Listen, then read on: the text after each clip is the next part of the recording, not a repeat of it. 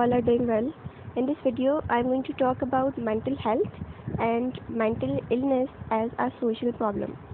Well, first of all, as I'm going to consider mental illness as a social problem, so I need to understand that what do we exactly mean by a social problem first, और I need to understand that ऐसी कौन सी particular situation या condition है जिसमें मैं किसी एक particular situation को सोशल प्रॉब्लम का नाम दे सकती हूँ. So I am going to provide you few characteristics. On the basis of these characteristics you can consider a situation as a social problem. First of all, a situation or a condition that affects a large number of people negatively. आप किसी situation को social problem तब consider करेंगे जब वो large number of people को society में macro level पे हार्म कर रहा हो, नेगेटिवली इफेक्ट कर रहा हो, then you would consider it as a social problem. Secondly, the members of the society who are facing that problem must have realization to take collective action to solve that social problem. For example, if I take the example of current pandemic, that is coronavirus, it is a social problem. Why? Because it is negatively affecting a large number of people in a society, and the members of society do have realization to solve it as well. That is why we are taking SOPs. That is why our education institutions have been closed and so long. That is why people are trying to stay at our home so that we can stay safe. So this is an example of social problem, that how a situation can affect a large number of people negatively, and how the members of society who are facing that problem do have realization to take collective actions so that they can solve that situation. Now I would talk about mental health as a social problem. Well, first of all, I need to understand what do we mean by mental illness or mental disorder. देखिए, mental illness या mental disorder ये दो ऐसे words हैं जिनको बहुत सारे medical professionals interchangeably use करते हैं. मीन्स दोनों को सेम ही कंसीडर किया जाता है, जबकि बहुत से मेडिकल प्रोफेशनल्स हैं जो कि इन दोनों को डिस्टिंग्विश करते हैं. किस तरह से? Mental disorder is a condition that makes it difficult और impossible for a person to cope with everyday life. And mental illness is a condition that requires extensive treatment with medication, psychotherapy and sometimes hospitalization. दोनों में difference क्या है?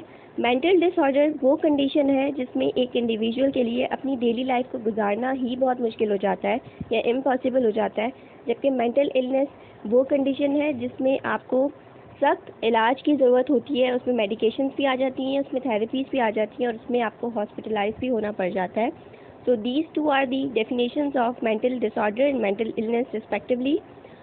Now I would talk about American Psychiatric Association. इस association के according आपको एक addition provide किया जाता है जिसमें डिफरेंट डिसऑर्डर्स की लिस्ट होती है और इस लिस्ट में चेंजेस आते रहते हैं. The list of these disorders change in new editions. It grows. Why? Because of new scientific findings, and another reason is partly because of changes in how we view disorders culturally. देखिए, एक situation होती है जिसकी definition biological होती है और एक वो होती है जो सोशली या कल्चरली कंस्ट्रक्टेड होती है. So according to the culturally and according to different contexts of societies, in new editions different disorders are being grown and changed. Severe mental illness जैसे कि शीज़ोफ्रेनिया वो मेंटल डिसऑर्डर है जिसमें इल्यूजन्स आती हैं. बेसिकली जब एक इंडिविजुअल वो चीज़ें देख रहा होता है जो एक्चुअली उसके साथ नहीं हो रही होती, बट वो उन चीज़ों को देख पा रहा होता है, दैट इज़ अ डिसऑर्डर. फिर बाइपोलर डिसऑर्डर, मेजर डिप्रेशन. इनमें बाइपोलर डिसऑर्डर में ये होता है कि एक इंडिविजुअल के मूड में शिफ्ट्स आते हैं, उसकी एक्टिविटी लेवल में, the way he is carrying out his day to day activities, इन सब चीज़ों में जब स्विंग्स आते हैं दैट आर अनयूजुअल, तो ये बाइपोलर डिसऑर्डर है. और डिप्रेशन तो आप सब जानते हैं. तो ये सारे मेन मेंटल इलनेसेस हैं, मेन डिसऑर्डर्स हैं that affect about 15% of US adult sometimes in their life. So आप देख सकते हैं कि इनकी परसेंटेज कितनी है और परसेंटेज के अकॉर्डिंग आप अंदाज़ा लगा सकते हैं कि मेंटल इलनेस किस तरह से एक सोशल प्रॉब्लम है. Now I would talk about mental illness relating with race, class and gender. सबसे पहले मैं यूएस सोसाइटी की बात करूंगी और फिर आप जिस भी सोसाइटी में मौजूद हैं, for example if you belong to Pakistani society, तो आप इन एग्जांपल्स को अपनी पाकिस्तानी सोसाइटी पे रिलेट करते हुए देखिएगा कि किस तरह आपकी सोसाइटी में रेस, क्लास और जेंडर की बुनियाद पे मेंटल इलनेस में डिफरेंसेस आ रहे होते हैं। जैसे अगर मैं यूएस सोसाइटी की बात करूं तो पहले ये कंसीडर किया जाता था कि हेल्थ इंश्योरेंस प्लान्स जो है they were consider to be solutions, but now these insurance programs are also considered to be a new social problem. Why? Because of inequality that is based on race, class and gender. आप statistics को छोड़ दें, अगर आप generally बात करें, जैसे यहाँ पे मैंने आपको फैक्ट्स एंड फिगर्स बताए हुए हैं कि किस तरह से मींस आपको रेशियोज़ बताए हुए हैं कि अफ्रीकन अमेरिकन में ज़्यादा है या वाइट्स में ज़्यादा है। रेसिज्म की बुनियाद पर अफ्रीकन अमेरिकन और जो वाइट्स हैं उनमें ऑब्वियसली डिफरेंस पाया जाता है। लेकिन अगर आप नॉर्मली बात करें तो आप इस चीज़ को खुद समझ सकते हैं कि अगर आप रेस की बात करेंगे तो वो रेस जो कि सबऑर्डिनेट ग्रुप मानी जाती है, जो कि ज़्यादा डिस्क्रिमिनेटेड ग्रुप होता है, they would face more mental illness, more mental disorders. आप क्लास की बात करें, people belonging to higher classes they do have less ratio of mental disorders as compare to lower और पावर्टी लाइन क्लासेस। फिर आप gender की बात करें तो फैक्ट्स एंड फिगर्स ये बताते हैं कि फीमेल्स के अंदर मेंटल इलनेसेस या डिप्रेशन इन चीज़ों का रेशियो ज़्यादा है as compare to men. This is all about US society. अगर आप अपनी सोसाइटी में भी कंसीडर कर लें किस तरह से डिस्क्रिमिनेशन की जाती है एक पर्टिकुलर जेंडर के साथ और फिर उसके अकॉर्डिंग किस तरह से वो मेंटल डिसऑर्डर्स को फेस कर रहे होते हैं। So these are all the facts and figures that I have presented in front of you. I hope you people can relate these all in your society, and I would ask you people to share your society scenario with me in the comment section. Now I'm going to apply all the three major sociological perspectives to explain healthcare problems. First of all, I would talk about functionalist perspective.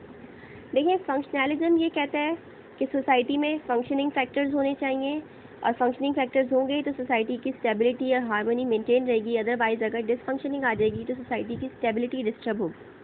अगर आप यहाँ apply करें तो functionalist perspective ये समझता है कि illness या फिर मेंटल इलनेस डिसफंक्शनिंग है सोसाइटी के लिए, क्योंकि अगर एक पर्सन इल होगा, अगर वो मेंटली इल होगा, उससे कोई डिसऑर्डर्स होंगे तो ऑब्वियसली वो डिफरेंट एक्टिविटीज़ को कैरी आउट नहीं कर सकता, वो अपने रोल्स को इन अ प्रॉपर वे परफॉर्म नहीं कर सकेगा। चाहे वो कोई पेरेंट है, चाहे वो कोई एम्प्लॉई है, वो कोई भी है, वो अपने रोल्स को प्रॉपरली परफॉर्म नहीं कर सकता क्योंकि वो एक इलनेस से सफ़र कर रहा है। तो इस तरह की इलनेस सोसाइटी के लिए डिसफंक्शनिंग होती हैं क्योंकि इनकी वजह से लोग अपने रोल्स को परफॉर्म नहीं कर पा रहे होते। और फंक्शनलिस्ट वाले जो इस अप्रोच को मानने वाले हैं वो ये सॉल्यूशन देते हैं कि आप ओवरऑल सोसाइटी के हेल्थ केयर सिस्टम को रीऑर्गेनाइज कर दें इन अ वे कि आप किसी तरह से इसको फंक्शनिंग फैक्टर बना सकें सोसाइटी के अंदर। Now talking about conflict perspective, conflict as you all know that it talks about inequality, so it basically relates every mental disorder with race, class and gender and the inequalities that are based on race, class and gender. इसके according अगर आप थोड़ा सा और detail में देखें तो आप जानते हैं कि मेंटल इलनेस तो एक प्रॉब्लम है, फिर मेंटल इलनेस का प्रॉब्लम को सॉल्व करने के लिए इसकी ट्रीटमेंट की जो कॉस्ट है, चाहे वो डायरेक्ट कॉस्ट हो मींस मेडिकेशंस हो, हॉस्पिटल विजिट्स हो, या वो इनडायरेक्ट कॉस्ट हो जैसे कि loss of earnings etcetera, homelessness, आप किसी भी कॉस्ट की बात करें, मेंटल इलनेस डिसऑर्डर्स की कॉस्ट भी बहुत ज़्यादा होती है जो कि हर इंडिविजुअल इक्वली अफोर्ड नहीं कर सकता। सो यहाँ पर अगर आप देखें तो आप डिस्क्रिमिनेशन देख सकते हैं, किस तरह से डिफरेंट क्लासेस के बीच में डिस्क्रिमिनेशन है। This is all about conflict perspective. Then अगर आप सिम्बॉलिक इंटरेक्शनिज्म की बात करें, as it talks about communication that is based on symbols, इस पर्सपेक्टिव के अकॉर्डिंग अगर प्रॉब्लम है तो वो प्रॉब्लम का रीज़न है communication gap, communication problems between doctors and the patients.